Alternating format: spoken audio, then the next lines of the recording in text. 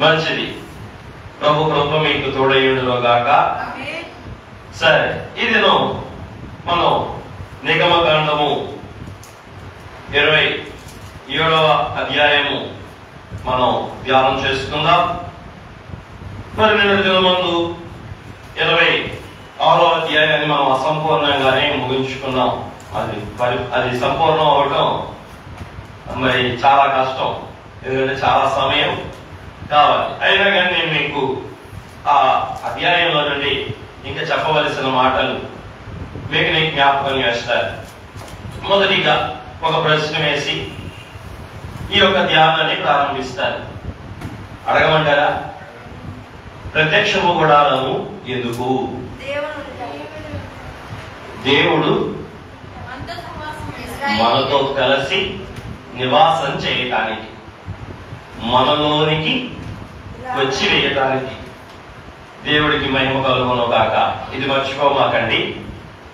దేవుడు ఎందుకు ప్రత్యక్షము గుడారం కట్టిస్తున్నాడు అంటే ఇజ్రాయేలీల మధ్యలోకి రావడానికి. ఇప్పుడు ఎవరు? ఐగుప్తు నుండి విడిపించబడిన వారు,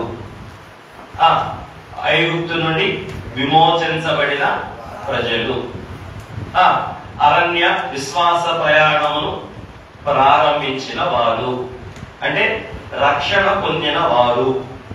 రక్షణ పొందిన వారికి ఏం కావాలి? దేవుని తోడు కావాలి, దేవుని నీడ కావాలి. అందుకే దేవుడు ఇజ్రాయేలుకి ఏమిస్తున్నాడు? ఆయన తోడు, ఆయన నీడ ఇస్తున్నాడు. దేవుడికి మహిమ కలుగును గాక. ఈ క్రమంలోనే దేవుడు ఇజ్రాయేలుకు ముందు ఏం పరిచయం చేశాడు? నిబంధన గ్రంథాన్ని పరిచయం చేశాడు. మొదటిగా నా మాటలే మీకు తోడు, ఆ మాటలకు మీరు విధేయులైతే నేనే మీకు తోడు. ఏంటి? ముందు నా మాటలు మీకు ఇచ్చాయి, వాటికి మీరు విధేయులైతే నేనే మీకు తోడు. యోహాను సువార్త చెప్పలేదా? నా మాటలు మీరు ఏమంటాడు? మీలో నిలిచి ఉన్న నీడలా మీరేమవుతారు బహుగా. అట్లాగే మీరు నా మాటలు కైకొంటే నా తండ్రి నేను కలిసి ఒక్కటి ఉంటాం, మీలో ఉంటాం. ఒకసారి వచనం చదువుతారా కావాలంటే? యోహాను సువార్త 14వ అధ్యాయము బహుశా 18వ వచనం అయి ఉండొచ్చు. చూడండి, 18.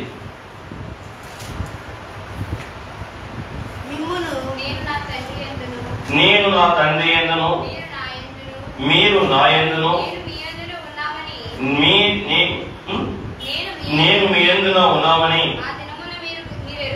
మీరు ఆ దినమున ఎరుగుదురు. అది నా ఆజ్ఞలు అంగీకరించి వాటిని గైకొనువాడే నన్ను ప్రేమించువాడు. నన్ను ప్రేమించువాడు నా తండ్రి వలన ప్రేమింపబడును. నేను వారిని ప్రేమించును, వారికి నన్ను కనపరుచుకొందును అని చెప్పాను. ఏమని రాయబడింది ఇక్కడ? నేను తండ్రిలోను, మేమిద్దరం మీలోను. ఎప్పుడు? మీరు నా ఆజ్ఞలు గైకొన్నప్పుడు. అప్పుడే కదా మీకు నా మీద ప్రేమ ఉంది అని తెలిసేది. అట్లాగే విడిపించబడిన ప్రజలకు, రక్షించబడిన ప్రజలకు, విశ్వాస యాత్రలో ఉన్న ప్రజలకు దేవుడు ముందేమిచ్చాడు? నిబంధన గ్రంథాన్ని ఇచ్చాడు. ఇచ్చి ఆ తర్వాత ఏమిస్తున్నాడు? ప్రత్యక్ష గుడారాన్ని ఇస్తూ ఉన్నాడు. ముందు విధులు వివరించినాక, విధులకు లోబడతామని చెప్పిన తర్వాత ఆ క్రమంలో ఒకవేళ ఆ విధులకి అవిధేయుడైతే వారిని పరిహరించడానికి, పరిశుద్ధపరచడానికి తగిన ఏర్పాటు కూడా దేవుడు ఏం చేస్తున్నాడు? ప్రత్యక్ష గుడారం ద్వారా ఏర్పాటు చేస్తున్నాడు. రైట్. ఓవరాల్ గా నేను ఏం చెప్పాలనుకుంటున్నానంటే, ముందున్న రోజులన్నీ మీరు ముందు పెట్టుకోవాల్సిన అంశం ఏంటంటే, గుడారము అని చెప్పినప్పుడల్లా దేవుడు మనతో ఉండటానికి నిర్ణయించుకున్న ఆయన మహిమ నిర్ణయం మీ కళ్ళ ముందుకు రావాలి.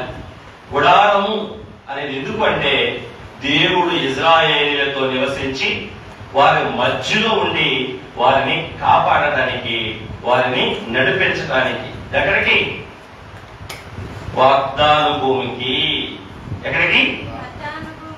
ఆ రక్షణ స్వాస్థ్యానికి, వాగ్దాన భూమికి వారు వెళ్ళాలంటే దేవుడు లేకుండా వెళ్ళలేదు అని ఈ పుస్తకం ద్వారా మనం గ్రహిస్తూ ఉన్నాం. అలాగే మనకు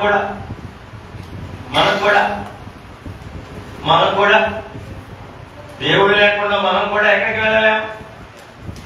అలాగే ప్రత్యక్ష గుడారం లేకుండా మనం కూడా ఎక్కడికి వెళ్ళలేం. రైట్. కాబట్టి ఇప్పుడు ఈ ఇల్లు, ఈ నివాసం, ఈ మందిరం, ఈ గుడారం ఎవరు ఉండడానికి కట్టుతున్నాడు? దేవుడే ఉండడానికి కట్టమని చెప్తున్నాడు.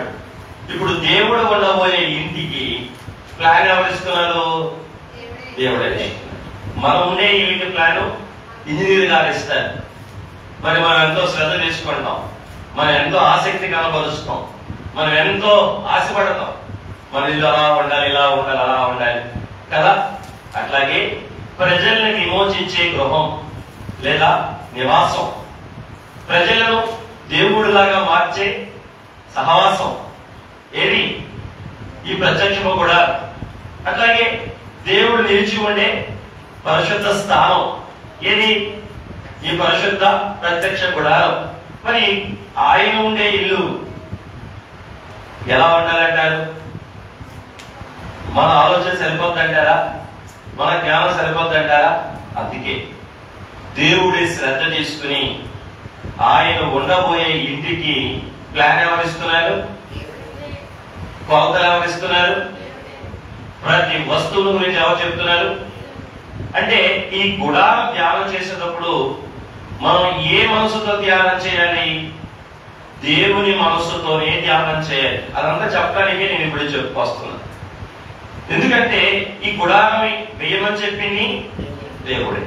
ఆ గుడారంలో ఉండబోయేది, ఆ గుడారానికి ప్లాన్ ఇస్తుంది. ఇప్పుడు ఈ గుడారం మనకు అర్థం అవ్వాలంటే మనకి ఎవరి మనసు కావాలి? దేవుని మనసు కావాలి, పరలోకపు మనసు కావాలి, ఆ పరమ తండ్రి మనసు కావాలి. ఆ మనసుతో ధ్యానం చేసినప్పుడు మాత్రమే ఈ గుడారం అనేది మనకు అర్థమయ్యేది. లేకపోతే ప్రత్యక్షము గుడారం ఏదో మామూలు గుడారం లాగా అనిపించింది.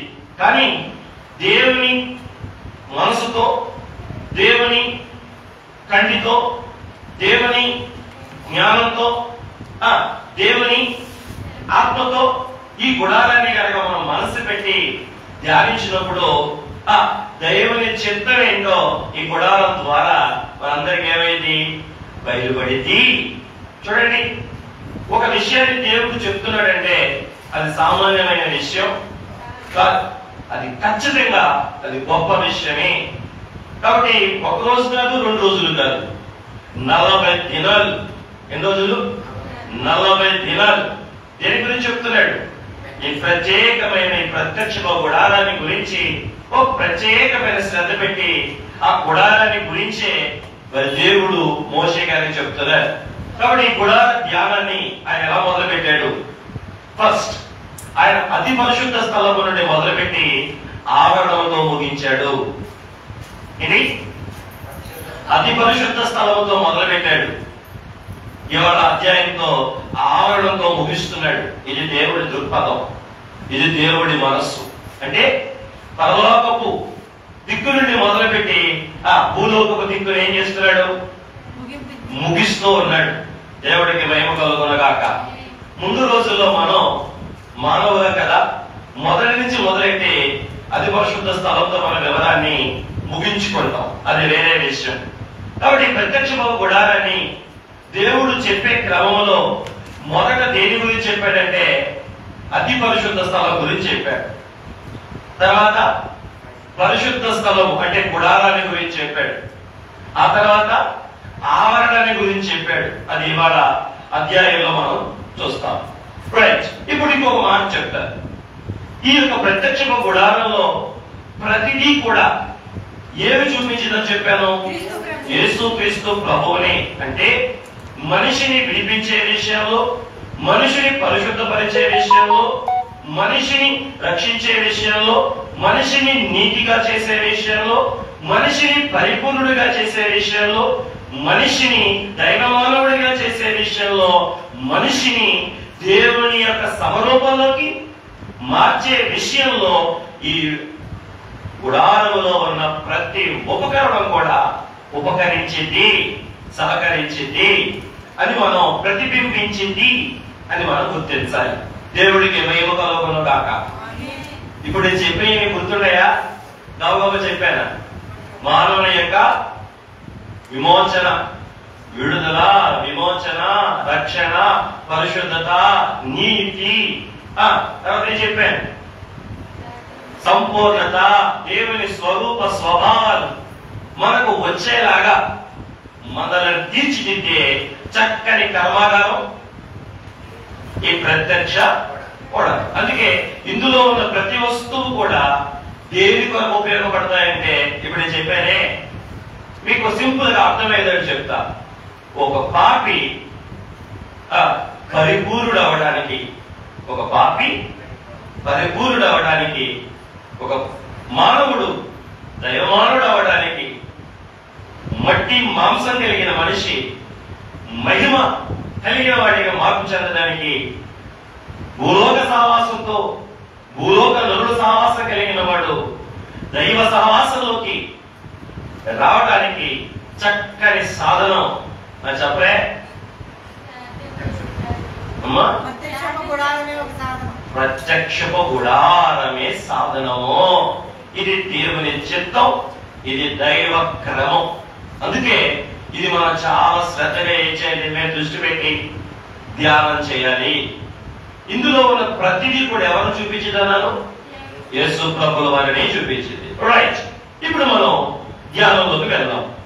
మనం ఎక్కడి దాకా వచ్చి ఆగాం మీకు అర్థమైతే ఇవాళ మొత్తంగా చెప్పేస్తాను. ఎందుకంటే మూడోది కూడా ఇవాళ పరిచయం అయిపోయింది. ఇవాళ మూడోది కూడా పరిచయం అయింది. ఇవాళ అధ్యాయాన్ని చెప్పి ఒకసారి ముందుకెళ్తానే. ఇవాళ అధ్యాయాన్ని విభజన చెప్తా ఒకసారి.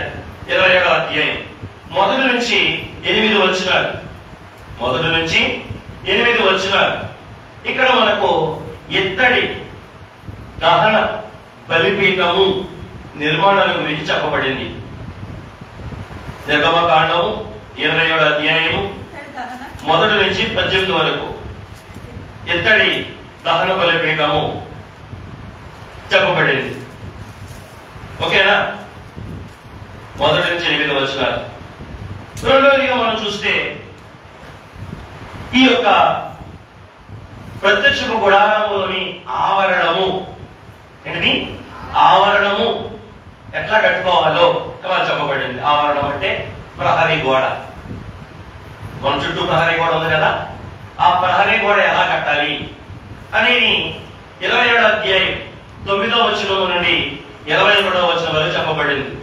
అంటే ప్రహరీ గోడ అంటే చుట్టూ ఉన్న ఆ ఆవరణానికి ప్రహరీ ఎట్లా ఏర్పాటు చేయాలి, అట్లాగే బయట నుంచి ఆవరణలోకి రావడానికి గేటు, ఏ గేటు పెట్టాలి, ఆ గేటు కొలతలతో ఉండాలి, ఆ గేటుకు రంగే ఉండాలి అనే విషయాన్ని ఎక్కడి నుంచి ఎక్కడి దాకా చెప్పారు?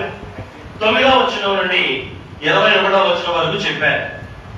ఇక మూడవదిగా ఈ యొక్క అధ్యాయంలో ప్రాముఖ్యమైన అంశం ఏంటంటే మరి ఒలివ నూనె. అంటే దీపస్తంభములో నూనె, ఏ నూనె వాడాలి? దీపస్తంభములో ఏ నూనె వాడాలి? అది నిర్గమకాండము 27వ అధ్యాయం 20వ వచనం నుండి 21వ వచనం చెప్పబడింది. ఈ అధ్యాయంలో 3 విషయాలు చెప్పబడ్డాయి. 1 ఇత్తడి దహన బలిపీఠము, 2 ఆవరణం యొక్క నిర్మాణము, ఆవరణం యొక్క గేటు యొక్క ఏర్పాటు అంటే ద్వారము, ఆవరణ ద్వారము లేదా బహిరంగ సేవ యొక్క ద్వారము. ఇక మూడవది దీపస్తంభములు, బంగారు దీపస్తంభములో నూనె గురించినటువంటి వివరం. ఈ 3 వివరాలు ఈ యొక్క 27వ అధ్యాయంలో ఆత్మతన్ని మరి పరమ సీనాయి శిఖరం మీద మోషే గారికి చెప్పడం జరిగింది. అట్లాగే మీకు ఇంకొంచెం సబ్ డివిజన్స్ కూడా చెప్తాను. ఈ యొక్క 27వ అధ్యాయం 1 నుంచి 8 వచనాలు దేని గురించి చెప్పబడ్డాయన్నారు? చెప్పబడ్డాయన్నారు కదా. ఇందులోనే మొదటి 2 వచనాలు దేని గురించి చెప్పబడ్డాయంటే ద బేసిక్ స్ట్రక్చర్, అంటే బలిపీఠం యొక్క ఏ బలిపీఠం? ఎత్తడి దహన బలిపీఠము అన్నాడు సార్. ఎత్తడి దహన బలిపీఠం యొక్క సహజమైన నిర్మాణం గురించి చెప్పబడింది. అది 5 మూలలు సచ్చౌకంగా ఉండాలి. సచ్చౌకము అంటే స్క్వేర్, తెలుగులో ఏమంటారు? త్రిభుజం కాదు కాదు, చతుర్భుజం. చతుర్భుజం స్క్వేర్ అంటే అన్ని వైపులు సమానం, 4 వైపులు సమానంగా ఉండాలి. చచ్చౌకము అంటే స్క్వేరే, చతుర్భుజమే అంటారు. అంతేనా? రెక్టాంగిల్ ఏమంటారు? దీర్ఘ చతురస్రం అంటారు. అంతేనా? చెప్పే కరెక్టేనా? తెలియదు మీకు కూడా, చదువుకునే వాళ్ళు. రైట్ రైట్, చతుర్భుజమే అంటారు. దేవుడికి మహిమ కలుగును గాక. 4 వైపుల సమానం, స్క్వేర్ అంటారు. ఈ బలిపీఠం గురించి కూడా అక్కడ చెప్తున్నాడు అన్నమాట. మొదటి 2 వచనాలు, ఆ తర్వాత 3 నుంచి 8 వచనాలు ఆ బలిపీఠం దగ్గర వాడవలసిన చెప్ప, గరిటెలు, కావలసినటువంటి సామాగ్రి గురించి కూడా అక్కడ చెప్తున్నాడు. ఎక్కడి నుంచి ఎక్కడి దాకా? 3 నుంచి 8 దాకా. అందుకే మీకు ఒక మంచి సలహా ఇస్తా. ఇప్పుడు ఇలా వచ్చేటప్పుడు ఒకసారి ముందే ఈ అధ్యాయం కనుక మీరు చదివేస్తే మీకు నేను చెప్పేటప్పుడు చాలా తేలిక అర్థమైంది. రైట్, అవునవును అనుకుంటారు. లేదనుకోండి కొత్తగా విన్నట్టు ఇప్పుడే చెప్తున్నాడు అనుకోండి, కొత్తగా ఉంటుంది. రైట్, మంచిది. ఇక రెండవదిగా ఏమి చెప్పుకున్నాం? 9వ వచనం నుండి 21వ వచనం వరకు ఇక్కడ ఏముంది?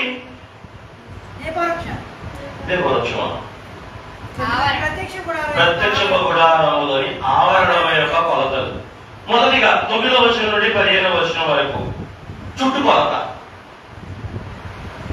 ఏముంది అక్కడ? చుట్టుకొలత. దేని చుట్టుకొలత? ఆవరణం యొక్క చుట్టుకొలత. ఈ ఆవరణం యొక్క చుట్టుకొలత మీరు చూస్తే ఒకవైపు 100 మూరలు, ఇంకొక వైపు 100 మూరలు. అంటే అచ్చం ఈ ప్రత్యక్ష గుడారం కూడా ఎట్లా ఉందంటే మన మందిరంలాగానే ఉంది.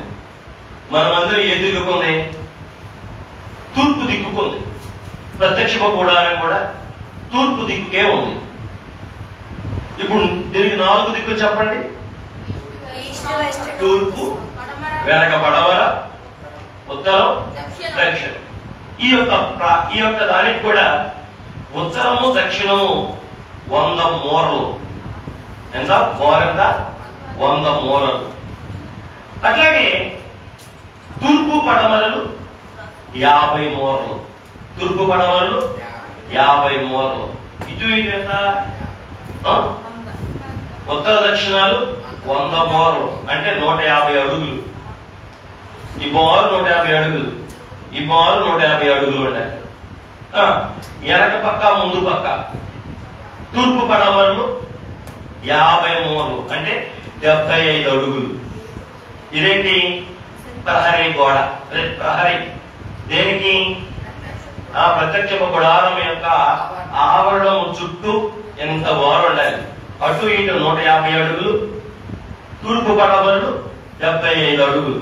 మూరలో చెప్పాడు దేవుడు బైబిల్లో. మరి మనం ఏమి అడుగులో కూడా చెప్తున్నా. కాబట్టి అటు ఇటు 100 మూరలు, ముందు వెనక 50 మూరలు. ఇది ఎక్కడ చెప్పబడ్డాయి? 27వ అధ్యాయం 9 నుంచి 15 వచనాల వరకు చెప్పబడ్డాయి. ఆ తర్వాత 27వ అధ్యాయం 16వ వచనంలో దేని గురించి చెప్పబడింది? తూర్పు వైపున ఉన్నటువంటి ఆ ప్రాకారమునకు, ఆ ప్రహరీకి ఏర్పాటు చేయవలసిన ద్వారం.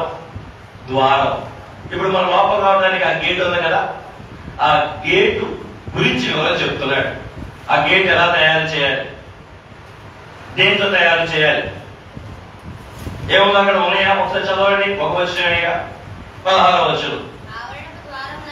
ఆవరణపు ద్వారము నీల ధూమ్ర రక్త వర్ణములు గల 20 మూరల తెర. మొత్తం ఎన్ని మూరలు అది బారు?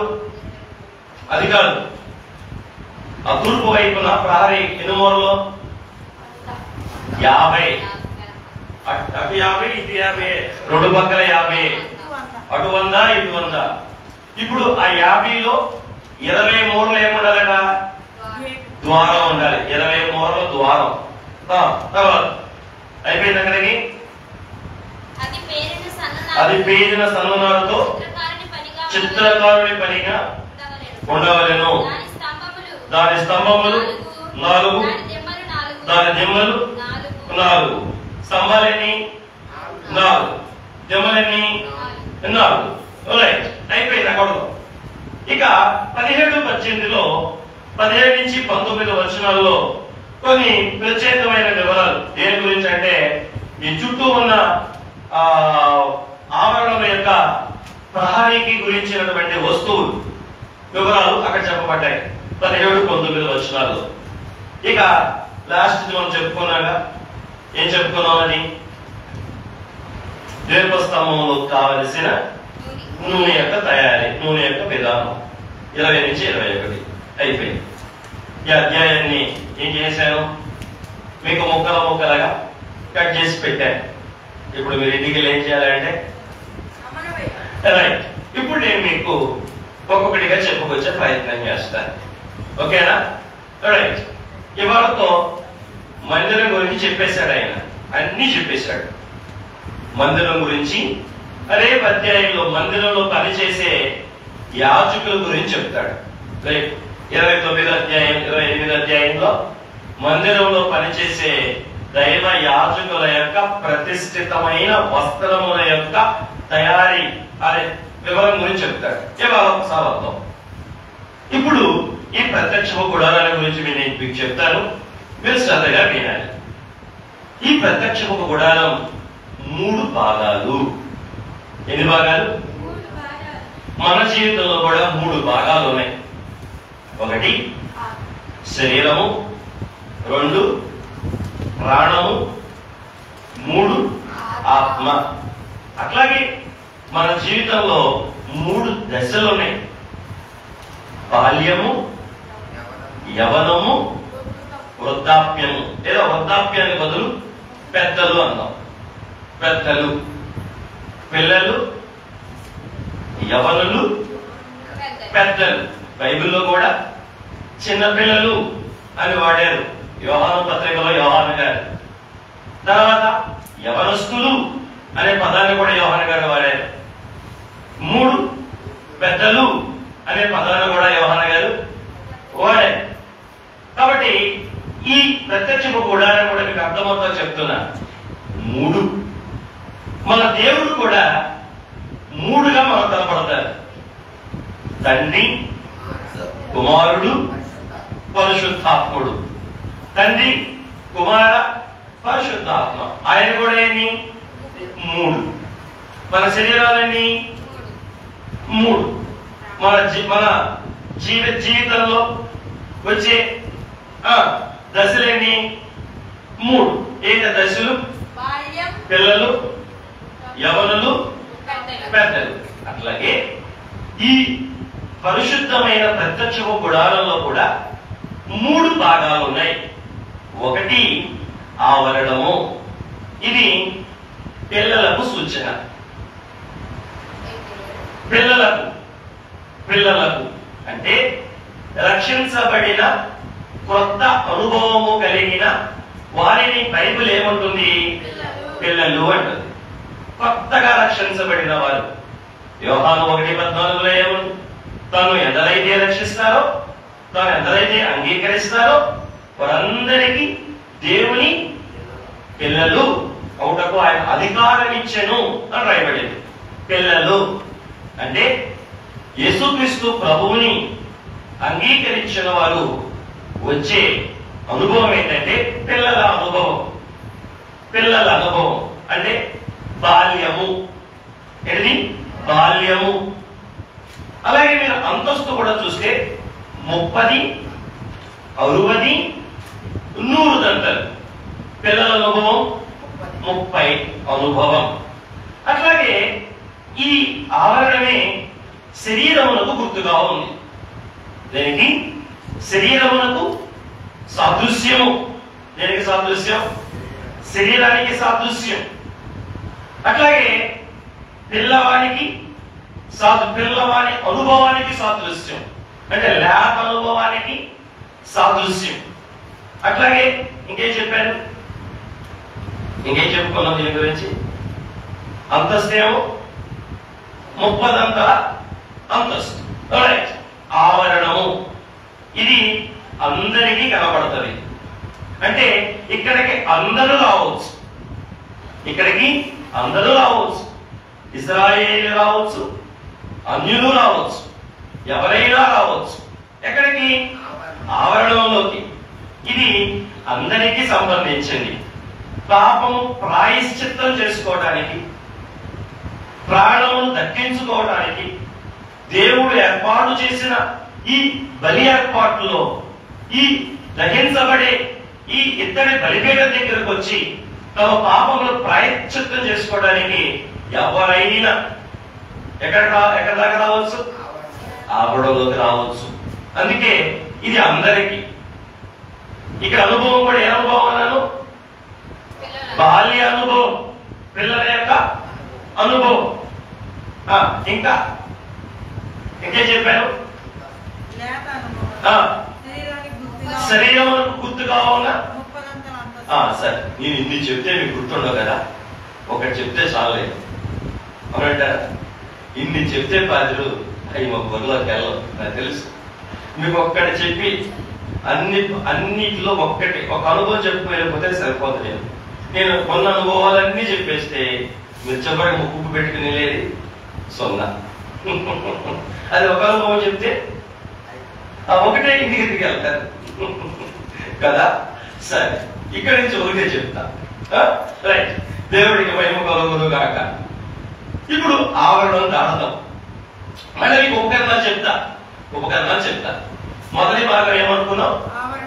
ఆవరణము. బైబిల్ మిషన్ లో కూడా ఈ అనుభవం ఉంది. ఆవరణము అంటే స్వస్తిశాలకు గుర్తు. దేనికి? స్వస్తిశాల. స్వస్తిశాలకు ఎవరు రావచ్చు? అందరు రావచ్చు. అందరూ అయ్యగారు రాశారు, పాపులు రోగులు ఏమన్నారు? మేలు. స్వస్తిశాల స్థాపన ద్వారా పాపులకి రోగులకి మేలు అన్నారు. ఈ ఆవరణం ద్వారా కూడా ఏంటి? పాపులకి రోగులకు మేలు కలిగే స్థలం ఆవరణం. అది ఎట్లాగో మీకు ముందుకు వచ్చేప్పుడు చెప్తా. ఇక రెండవది ఏమనుకున్నాం? గుడారము. ఇది ఆవరణమే. ఈ ఆవరణానికి ఏం లేదంటే పై కప్పు లేదు. ఈ ఆవరణానికి ఏం లేదు? పై కప్పు లేదు. మీరు బయటికి వెళ్ళి చూడండి, మన చుట్టూ ఉన్న ఇటు కండక్టర్ గారి గోడ, ఇటు ఆంటీ గోడ, ముందు మన గోడ, వెనకాల కాలువ గోడ, ఈ 4 గోడలపై ఏం లేదు? కప్పు లేదు. అది ఓపెన్. అందుకే అది ఆవరణం. ఎవరైనా రైట్ చెప్తారు. ఇంకా వివరణ వచ్చినప్పుడు దూకి రావచ్చా, కిందగా రావచ్చా, సరే ఆ విషయాలన్నీ వివరణలోకి వచ్చినప్పుడు చెప్తారు. ఇంకొంచెం ముందుకు వెళ్దాం. రెండవది ఏంటంటే మోషే గారు గుడారము. ఈ గుడారం 2 భాగాలు. ఈ గుడారం 2 భాగాలు. ఒకటి పరిశుద్ధ స్థలము, రెండవది అతి పరిశుద్ధ స్థలము. ఈ పరిశుద్ధ స్థలము అనే దేనికి పోలికంటే యవనస్తులకి. పిల్లల స్థాయి దాటిన తర్వాత వచ్చే దశ ఇది యవనస్తులు. కాబట్టి ఇక్కడికి ఎవరు వస్తారంటే రక్షించబడిన వారు తర్వాత అనుభవం. రక్షణ తర్వాత వచ్చే అనుభవం ఏంటి? పరిశుద్ధత. పరిశుద్ధత అంటే దేవుడి చేత ఏర్పరచబడి, దేవుడి చేత నియమించబడి, దేవుని చేత పిలవబడి, దేవుని చేత ఎన్నుకోబడిన యాజకులు మాత్రమే ఎక్కడికి వస్తారు? పరిశుద్ధ స్థలములోనికి రాగలరు. ఆవరణలోకి మొత్తం అందరూ రావచ్చు. నీ దగ్గర ఒక పక్షి కానీ, నీ దగ్గర ఒక జంతువు కానీ ఉంటే నువ్వు ఆవరణలోకి వచ్చేయచ్చు. కానీ పరిశుద్ధ స్థలం అలాంటిది కాదు. ఇక్కడికి ఎవరు రావాలి? అందరూ రావడానికి వీలు. ఇక్కడ ఎవరు మాత్రమే రాగలరు? రక్షించబడి, పరిశుద్ధపరచబడి, దేవుడి చేత ఎన్నుకోబడి, దేవుడి చేత నియమించబడి, దేవుడి చేత చెప్పండి, దేవుడి చేత పిలువబడిన వారైన యాజకులు. పాత నిబంధనలో యాజకులు ఎక్కడికి వచ్చేవారు? లోపలికి వచ్చేవారు, అంటే పరిశుద్ధ స్థలంలోకి వచ్చేవారు. అంటే ఇక్కడికి అందరికీ ప్రవేశం లేదు. పాత నిబంధనలో కేవలం దేవుని చేత ఎన్నుకోబడిన యాజకులకు మాత్రమే లోపలికి అనుమతి. ఇది పరిశుద్ధమైన స్థలం. ఇక్కడ విషయాలు మీకు చెప్తారు. దాని తర్వాత అతి పరిశుద్ధ స్థలం అనేది చెప్పడం సార్. దాని తర్వాత ఏమొచ్చింది? ఇదిగో నేను నుంచున్న స్థలం, మీరు కూర్చున్న స్థలం పరిశుద్ధ స్థలం, నేను నుంచున్న స్థలం అతి పరిశుద్ధ స్థలం. ఇక్కడికి ఇది దేంతో పోల్చబడింది? పెద్దలు, పిల్ల అనుభవం కలిగిన వారు ఆవరణ దాకా వస్తారు. వారు యవనస్తులైతే పరిశుద్ధ స్థలంలోకి రాగలుగుతారు.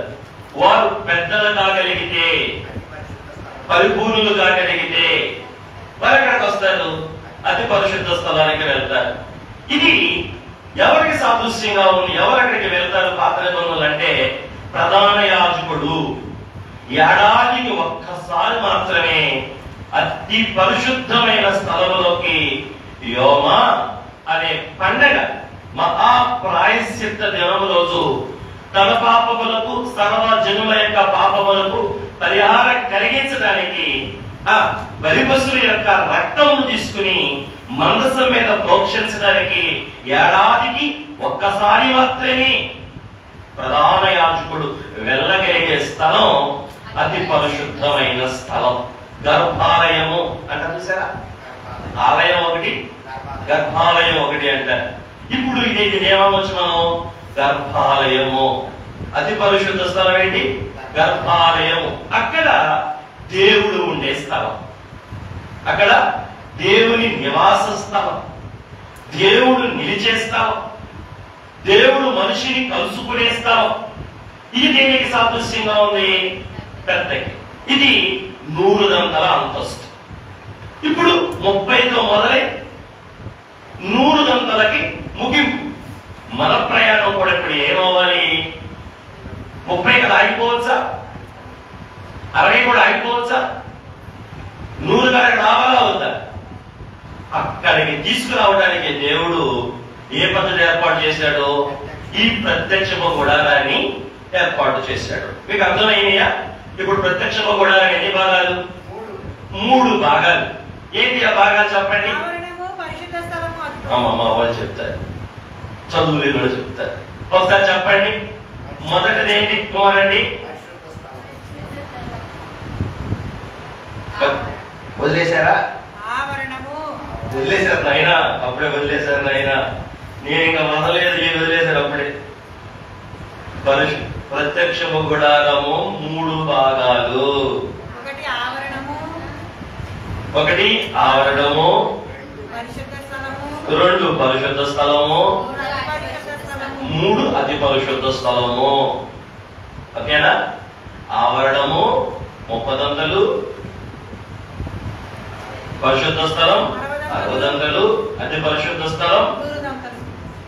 ఆవరణం పిల్లలు, పరిశుద్ధ స్థలం యవనస్తులు, అతి పరిశుద్ధ స్థలం పెద్దలు. పెద్దలకు పోలిక కాదు.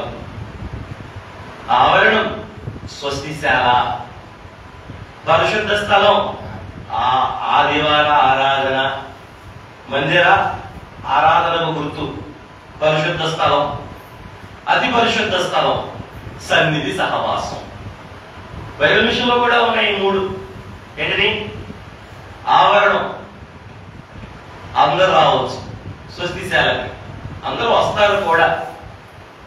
ఆదివారాలకు అందరూ వస్తారా? రక్షించబడిన మందే వస్తారు. మంద అంటే వాళ్ళు అపార్థం చేసుకున్నారు. మంద అంటే గుంపు అని.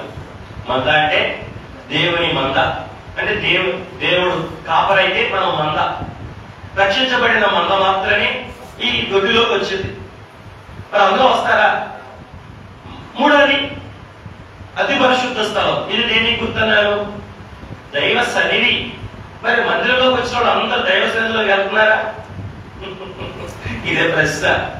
దైవ సన్నిధిలోకి వచ్చిన వాళ్ళందరూ, దేవాలయానికి వచ్చిన వాళ్ళందరూ దైవ సన్నిధికి వెళ్తున్నారా? పొద్దున్న లేచి గంట కనిపెడుతున్నారా? అక్కడికి వెళ్ళి కనిపెట్టగలిగిన వాళ్ళు ఎవరు? పెద్దలు. పిల్లలుగా మిగిలిపోతారా? యవనస్తులుగా మిగిలిపోతారా? మరి ఏం కావాలి? మనం పెద్దలుగా అవ్వాలి. అంటే ప్రభువుని కలుసుకుని ముఖాముఖిగా చూసి మోసేలాగా దేవుడికి స్నేహితులమై రూపాంతరం చెందే అనుభవంలోకి మనం రావాలి. రైట్. ఇప్పుడు మీకు ఆవరణం అర్థమైంది, పరిశుద్ధ స్థలం అర్థమైంది, అతి పరిశుద్ధ స్థలం కూడా అర్థమైంది. అర్థమైందా? తండ్రి, కుమార, పరిశుద్ధాత్మ. 100, 60, 30. ఓకే. ఇప్పుడు ఈ పరిశుద్ధ స్థలానికి 3 ద్వారాలు ఉన్నాయి. 3 ద్వారాలు. ఒకటి ఆవరణ ద్వారం, రెండవది మందిర ద్వారం, మూడవది అతి పరిశుద్ధ స్థలం యొక్క ద్వారం. ఎన్ని ద్వారాలు ఉన్నాయి? మీరే చూసుకోండి. మన మందిరాన్ని గుర్తు చేసుకోండి. వచ్చేటప్పుడు దేంట్లో నుంచి వచ్చారు? అది ఆవరణ ద్వారం. రెండోది మందిర ద్వారం. మనకి రైలింగ్ లేదు. రైలింగ్ కనుక ఉంటే ఇక్కడ ఒక ద్వారం ఏర్పాటు చేస్తాం మన మందిర ప్రదేశం అప్పుడు. అదేంటి? అతి పరిశుద్ధ స్థలంలోనికి ద్వారం. ఈ ప్రత్యక్ష గుడారానికి ఎన్ని ద్వారాలు ఉన్నాయి? 3 ద్వారాలు ఉన్నాయి. చెప్పండి. ఇది పెద్ద మిస్టరీ కాదు, అట్లాగని చెప్పి అర్థం కాని ఓ మర్మమేమి కాదు. ఇది చాలా తేలికదే, మీరు మనసు పెట్టాలి. కాకపోతే దీన్ని ఏ దృష్టితో చూడాలి? దేవుని మనసుతో, దేవుని అంతరంగంతో, దేవుని కన్నులతో చూడాలి. అప్పుడు దీంతో ఉన్న విషయాలు మనకు అర్థం అవుతాయి. లేదంటే ఏమన్నా మన ఇల్లాగానే ఉందిగా అనిపించింది. ఒక్కొక్కసారి మీరు ఆ మాట వినాలి. వింటారా? మళ్ళీ నాకు అనిపించింది ఏంటంటే, లక్ష్మి అదే మాట అంటారా? ఎందుకైనా ఎన్ని మాటలు అంటారా? ఎప్పుడు ఒకేలాగా ఉంటారా? మీ స్థాయికి నన్ను దిగుతారా? నా స్థాయికి మీరు ఎదుగుతారా? మీ స్థాయికి ఏంటంటే రెండు ముక్క చెప్పి వేసినాము, ఆమె చెప్పి వెళ్ళిపోవడం. అదే మీరు పెద్దోళ్ళు అవ్వాలి, నేను పిల్లోడు అవ్వాలా? అది పరిశుద్ధ స్థలానికి మీరు రావాలా? నేను రావడం వచ్చేయాలా? చెప్పలే. అవునా కదా? అవునా? ఇప్పుడు నా కొడుకు రేపు నా ఎంత అవుతాడు, కానీ నేను నా కొడుకు అంత అవుతానా? కానీ కొడుకు ఏమవ్వాలి? పెద్దవాడే ఎంత అవ్వాలి. భక్తిలో కూడా మీరు రోజు రోజు ఎదగాలి, పెరగాలి. ఎట్లా ఎదుగుతారు? ఎలా పెరుగుతారు? ఆదివారం చికెను, బుధవారం మటన్ తింటే పిల్లలు యవనస్తులు వృద్ధులు అవుతారు. అట్లాగే మనం కూడా ఆదివారం వాక్యం, శుక్రవారం వాక్యం, 40 దినాల వాక్యం, ఉపవాస వాక్యం, అనుదిన వాక్యం, సన్నిధి వాక్యం, ఇలా దేవుని వాక్యాలు తిన్నప్పుడే, దేవుని సందేశాలు తిన్నప్పుడే, దేవుని ఉపదేశాలు మనం తిన్నప్పుడే నాకేమొచ్చింది? మన దశలు మారుతాయి. ఏం దశలు? పిల్లల నుండి యవనస్తులుగా, యవనస్తుల నుండి పెద్దలుగా మారుతాం. 30 నుండి 60, 60 నుండి మన దశ మారింది, మన దిశ తిరిగింది, మన దశ మారింది. మరి బాబు వద్దు, మేము అందుకోలేకపోతున్నాం, దిగు మా వెనక్కి వచ్చేసేదంటే మీరు 8 సంవత్సరాలు దాకా ఇక ఎప్పుడు అయ్యే మాటలు చెప్పుకుంటా ఉంటాం. అందుకే మీరే కొంచెం మనసు విశాలం చేసుకుని ఆ వినబుద్ధి దేవా నాకు ఇవ్వమని చెప్పి మేము ఎదగాలనైనా అని ఆశపడతారా? ఆశపడదామా? రైట్. చెప్పండి. అక్కడ ఒక మాట, మీ దగ్గర నన్ను దిగమంటారా, నా దగ్గరికి మీరు ఎక్కువ వస్తారా? మోషే దగ్గర కూడా చూడండి, వాళ్ళు నడవలేనప్పుడు దేవుడే దిగి వచ్చాడు. ఇప్పుడేమంటున్నాడు? మీరే నా దగ్గరికి రండి. మోషే నా దగ్గరికి ఎక్కువ. మరి అంతకుముందు ఆయనే మోషే దగ్గరికి వచ్చాడు. ఏది గొప్ప? ఆయన మన దగ్గరికి రావడం గొప్ప, మనం ఆయన దగ్గరికి వెళ్ళడం గొప్ప? ఆయన మన దగ్గరికి వచ్చినప్పుడు వచ్చిన మేలు కంటే మనం ఆయన దగ్గరికి వెళ్ళినప్పుడు వచ్చిన మేలు చాలా గొప్ప. మీకు అద్భుతమైన మాట చెప్పారు, గుండెల మీద రాసుకోండి. ఆయన మన దగ్గరకు వచ్చినప్పుడు మనకు దొరికిన ఈ భూ సంబంధమైన వాక్యాలు, కానీ మనం ఆయన దగ్గరికి వెళ్ళినప్పుడు మనకు దొరికే ఈ ఆత్మ సంబంధమైన వాక్యాలు. ఈ లోకంలో బ్రతకడానికి కావలసినవి మనకు దొరికాయి ఆయన భూమి మీదకి వస్తే. మన్నా వచ్చింది, నీళ్లు వచ్చాయి, మధురం చేదు మధురమైంది, ఎర్ర సముద్రం పాయైంది, శత్రు చేతి నుంచి వేడికి వచ్చాం. ఎప్పుడు? ఆయన మన దగ్గరికి వస్తే. కానీ మనం ఆయన దగ్గరికి వెళ్తే ఆయన రూపం, ఆయన స్వభావం, ఆయన పోలిక వచ్చి నిత్య రాజ్యం మన సొంతమైంది. అయ్యా అయ్యా, నీ గంభీరమైన మహిమ ప్రణాళిక ఎదుట మీరు ఏం చేసి నీ రుణం తెచ్చుకోగలం, మేమేం చేసి నీ రుణం తెచ్చుకోగలం అని ఈ ప్రత్యక్ష గుడారం ముందుకు వచ్చినప్పుడు ఖచ్చితంగా మనం ఆయన కాళ్ళ దగ్గర పడిపోయి కన్నీరు కాచాల్సిందే. అయ్యా అయ్యా, ఇది మేము ఎన్ని కోట్లు ఇచ్చినా మేము సంపాదించుకోవాలి. ఇది మా వల్ల కానీ మా మీద కనికరంతో, మా మీద ప్రేమతో, మా మీద జాలితో ఏం చేస్తున్నావు? నీవే మాతో ఉండడానికి, మా మధ్యలో ఉండడానికి మా చేత కట్టించుకొని ఈ గుడారంలోకి వచ్చేస్తానంటున్నాం. అందుకే మనం ఏం చేయాలి చెప్పండి? మన స్థాయికి దేవుడు దించేయకూడదు, కానీ దేవుని స్థాయికి మనం ఎదగాలి అన్నాడు సార్. నేను ఈ మాటలు చెప్పేటప్పుడు ఒక మాట చెప్తారా? మాట ఏంటో? అతి చప్పట్టు తప్పడబడాలి, అది గుండెల మీద రాసుకుని వెళ్ళండి అన్న. ఏంటన్నమాట? మన స్థాయికి దేవుడిని చెప్పకూడదు, దేవుని స్థాయికి మనం ఎదగాలి. ఆ వరం రోజు దేవుడిని అడగండి. మన స్థాయికి దేవుడిని దించేయకూడదు, ఆయన స్థాయికి మనం ఎదగాలి. కాబట్టి మీరు ఓపికగా నా మాటలు పెట్టారా? దేవుడికి మహిమ కలుగును గాక, నిరుడు వల్ల విశ్వాసం కలుగును, అది కూడా క్రీస్తు యేసుని గురించిన మాటలు బట్టి విశ్వాసం కలుగును. ఆ విశ్వాసం మనల్ని రక్షించును. ఆ రక్షణ ఎలా మారును? అనుభవంగా మారును, అంతస్తుగా మారును, పై తరగతికి మనల్ని. కాబట్టి ఈ మాటలు మీరు వినాలి. రైట్, ఎక్కడికి వచ్చి పక్క వచ్చారు? రైట్, ద్వారములు 3. మందిరం 3 భాగాలు, మందిరానికి ద్వారాలు కూడా 3. ఒకటి ఆవరణ ద్వారము, ఒకటేంటి ఇవాళ వచ్చింది ఆవరణ ద్వారం. ఇవాళ బహుశా 16వ వచనంలో అనుకుంటా 27, 16 మనకు కనబడుతుంది. ఏమిటి ఈ ద్వారం? ఈ ఆవరణ ద్వారం వివరించేస్తా, ఎందుకంటే ఇవాళ 3తో నాకేస్తా, సమయం అయిపోతుంది కాబట్టి. ఈ 3 ద్వారాలు చెప్పేసరికి నాకు అయిపోద్ది. రేపు వేరే వివరణ చెప్తా, మందిరం గురించి చెప్తా. ఇప్పుడు ఈ 3 ద్వారాలు, ఈ ద్వారాన్ని బాగా వినండి. మళ్ళీ నేను చెప్పిన తర్వాత ఇది మళ్ళా ముందు 38లో వస్తుంది, కానీ ఇక నేను చెప్పను. ఇవాళ చెప్తున్నా కాబట్టి నేను శ్రద్ధగా వినండి. కొత్త చెప్పేస్తా. ఆవరణ ద్వారాన్ని గురించి ప్రభు చెప్తూ 4 స్తంభాల మీద, 4 దిమ్మల మీద నీల ద్రోమ రక్త వర్ణములు కలిగిన సన్నని పేరిన నారతో తీర్చేయమన్నాడు. ఇది ఇనపది కాదు, ఇది ఎత్తడిది కాదు, ఇది కేవలం ఒక తెర, 20 మూరల తెర. దీనికి దేని మీద ఆధారమైంది? 4 దిమ్మల మీద ఆధారమైంది, 4 స్తంభాల మీద ఆధారమైంది. మీరు గమనిస్తే ఏమిటి ఈ 4 స్తంభాలు? ఈ 4 స్తంభాలు, ఈ 4 దిమ్మలు ఇక్కడ ఉన్నాయా? ఇది ఆవరణానికి. ఇంకొకటి ఏమన్నా లోపలికి వెళ్తే మందిర ద్వారం. మోషేగారు లైన్లో ఉన్నావా? కదోటి కనబడట్లా. రెండోది ఏంటంటే మందిర ద్వారం, దీనికి 5 స్తంభాలు.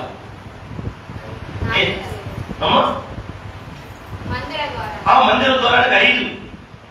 దీనికి నిన్న పాఠంలో వచ్చింది చూడండి, కావాలంటే నిన్న పాఠంలో వచ్చింది. మందిర ద్వారానికి 5 స్తంభాలు, 5 దిమ్మలు.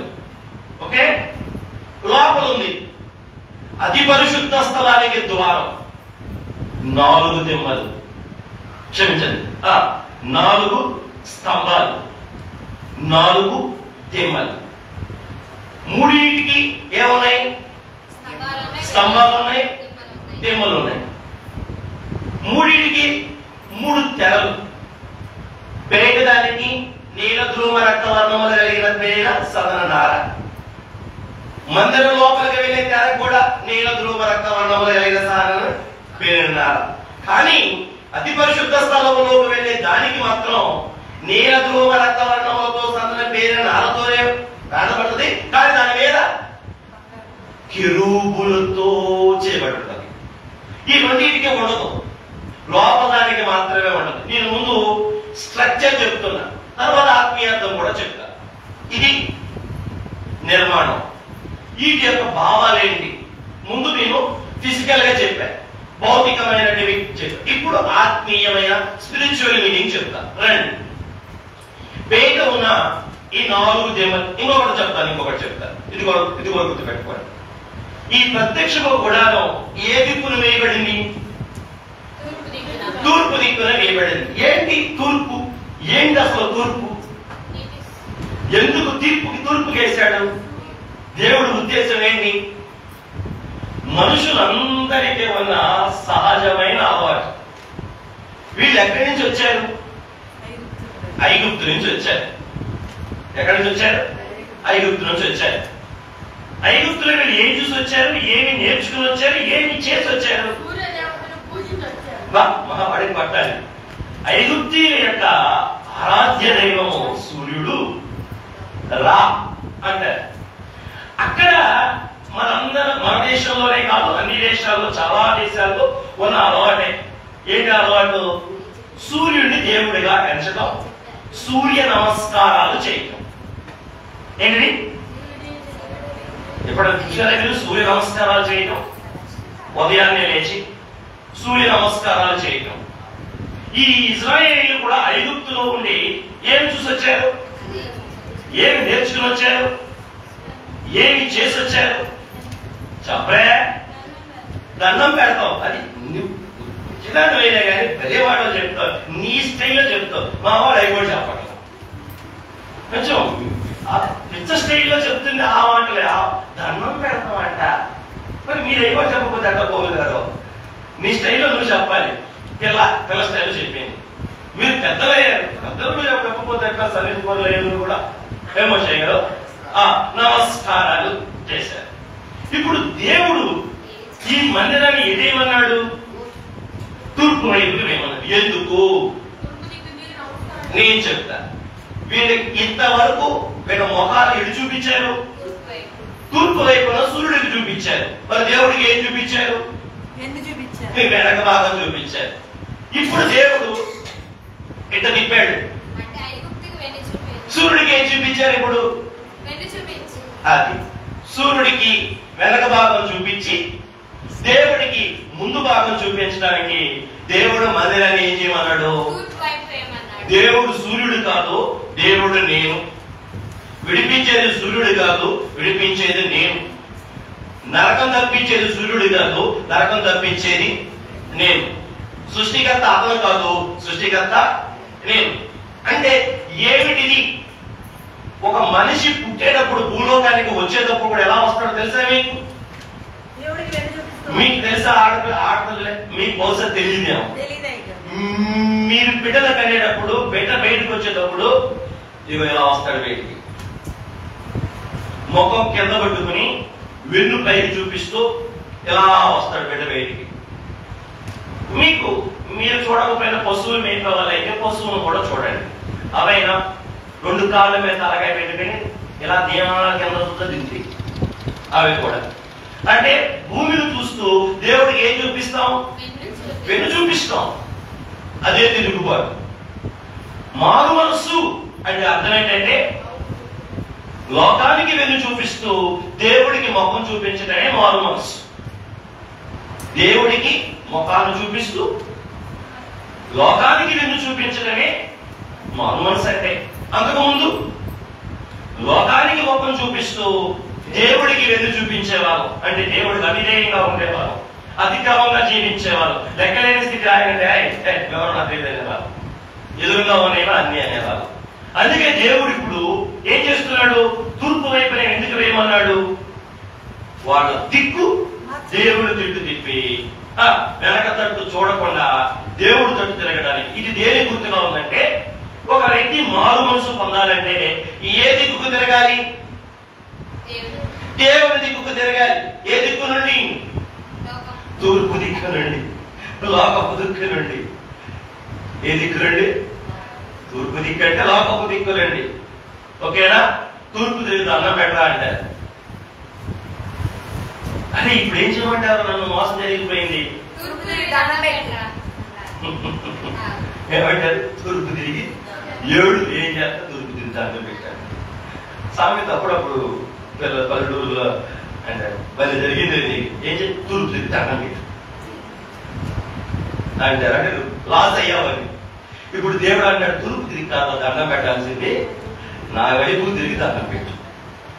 అందుకే దేవుడు మందిరాన్ని ఎటు వేయించాడు? తూర్పు వైపు వేయించాడు. ఇప్పుడు మనిషి దేవుడి దగ్గర ఎక్కడ రావాలి? ఇట్లా రావాలి. ఇట్లా వచ్చినప్పుడు లోకానికి ఏం చూపించాలి? వెన్ను చూపించాలి. దేవుడికి ఏం చూపించాలి? అలా మొక్కం చూపించగానే నీవు రక్షించబడడానికి, మారు మనసు పొందిన నువ్వు దేవుడి దగ్గరికి రావాలంటే ఫస్ట్ నువ్వు ఏ గేటు కూడా రావాలి? ఆవరణ ద్వారము. దీనికి ఆత్మీయ అర్థం ఏంటంటే రక్షణ పొందడానికి రక్షణ ద్వారము. రక్షణ పొందడానికి రక్షణ ద్వారము. దీంట్లో కూడా మీరు చూస్తే 4 స్తంభాలు ఉన్నాయి. ఏంటంటే ఈ 4 స్తంభాలు? ఈ 4 సువార్తలుగా సాదృశ్యం. ఏంటి? 4 సువార్తలు. చెప్పండి సువార్తలు ఏంటో? మత్తయి, మార్కు, లూకా, యోహాను. ఈ 4 సువార్తలు మనకి ఏమని సాక్ష్యం ఇస్తాయి? యేసు ప్రభువే రక్షకుడు అని సాక్ష్యం ఇస్తాయి. ఏమని సాక్ష్యం ఇస్తాయి? యేసు ప్రభువే రక్షకుడు. ఈ 4 సువార్తల సాక్ష్యం ఏంటంటే యేసు ప్రభువే రక్షకుడు. ఈ 4 సువార్తలు ఏమని సాక్ష్యం ఇస్తాయి? ఆ రంగులు ఉన్నాయి చూడండి, 3 రంగులు. ఏమి రంగులై?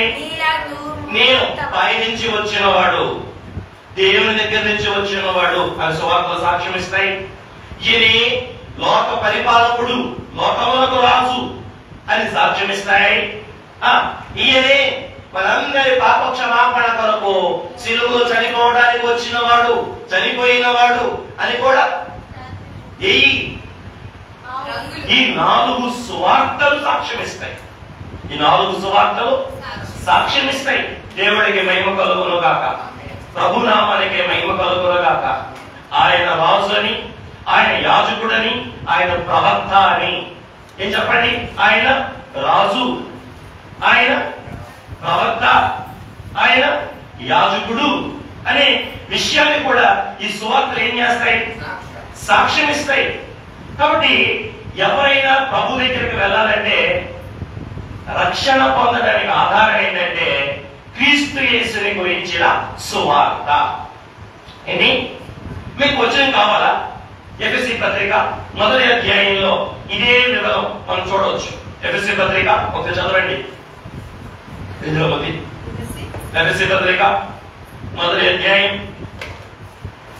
మీరు తీస్తే నేను చూపిస్తా.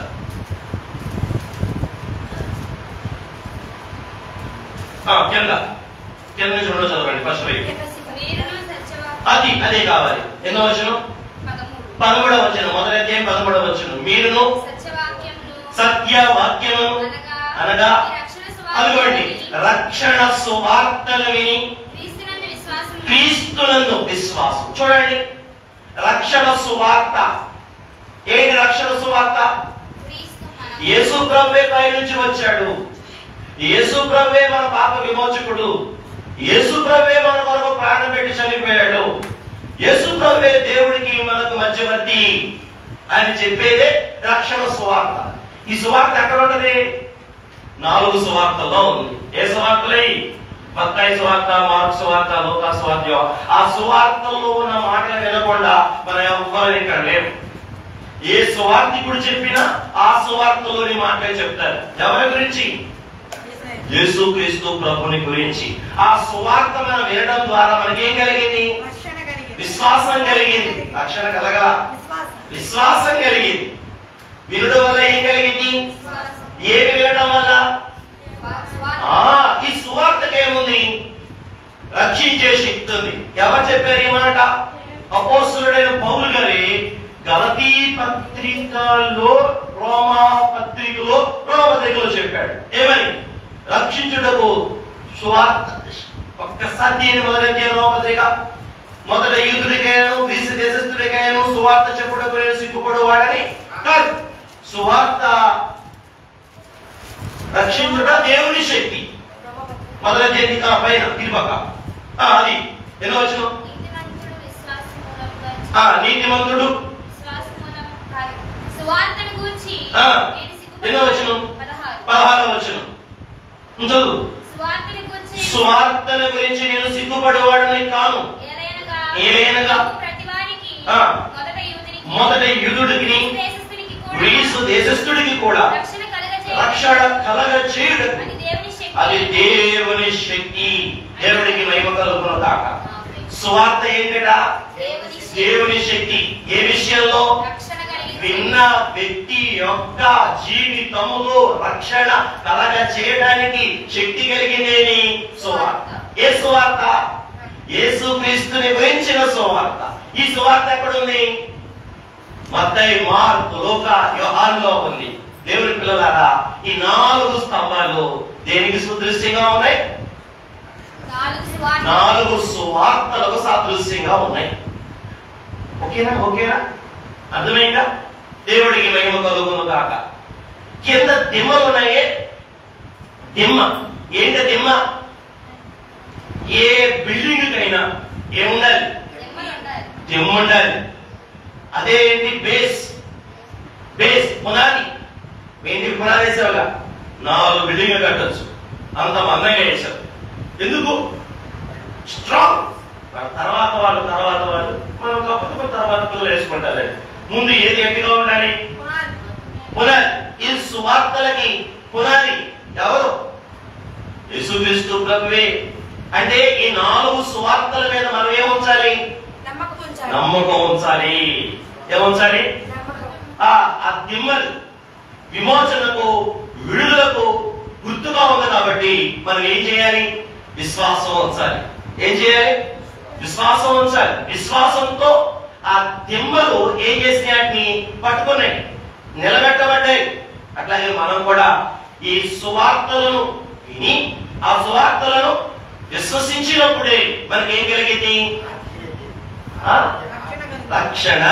అంత మాత్రమే కాదు, ఈ గేట్ గురించి మనం ఏం చెప్పొచ్చు అంటే, యేసయ్య యోహాను సువార్త 14లో ఏమన్నాడు? నేనే మార్గము. ఏమన్నాడు? అలాగే యేసు ప్రభువు వారు చెప్పేస్తుంది మరి. దేవుడికి స్తోత్రం. నేనే మార్గం, నేనే సత్యం, నేనే చేయమన్నాడంట. దేవుడికి మహిమ కలుగును గాక. ప్రభుకి మహిమ కలుగు. ఆ శిష్యులు అయిపోయింది ఆవిడ. దేవుడికి స్తోత్రం కలుగును గాక. ప్రభు నామానికి బాగా శ్రద్ధగా వింటండి. మరి నన్ను మెచ్చుకోవాలని. ప్రభుకి మహిమ కలుగును గాక. కాబట్టి యేసయ్య ఏమన్నాడు? నేనే మార్గం, మార్గము. ఎక్కడికి మార్గం? ఆయన వే అన్నాడు. ఎక్కడికి? అతి పరిశుద్ధ స్థలంలోకి వెళ్ళడానికి. చెప్పండి సార్. ఎక్కడికి? తండ్రి చేతిలో చేయి పెట్టడానికి, తండ్రి మనసులోకి మనం వెళ్ళిపోవడానికి. ఎవరు మార్గం? చెప్పరే. మనకు ఆయనే గైడ్, మనకు ఆయనే లీడర్. అవును, ఆయనే మన నాయకుడు, ఆయనే మన దిక్సూచి, ఆయనే మన చుట్టాని, ఆయనే మన మ్యాప్, ఆయనే మన అని. ఎక్కడికి వెళ్ళాలి? చెప్పరే. అతి పరిశుద్ధ స్థలంలో ఉన్న తండ్రి దగ్గరికి వెళ్ళి కలవటానికి యేసయ్య ఏమయ్యాడు? ఇక్కడ ద్వారమయ్యాడు, గేట్ అయ్యాడు. యోహాను సువార్త 10వ కూడా అంటాడు. ఏమంటాడు? గొర్రెలకు నేను మంచి కాపరిని. అక్కడ ఆయన ఏమంటాడు?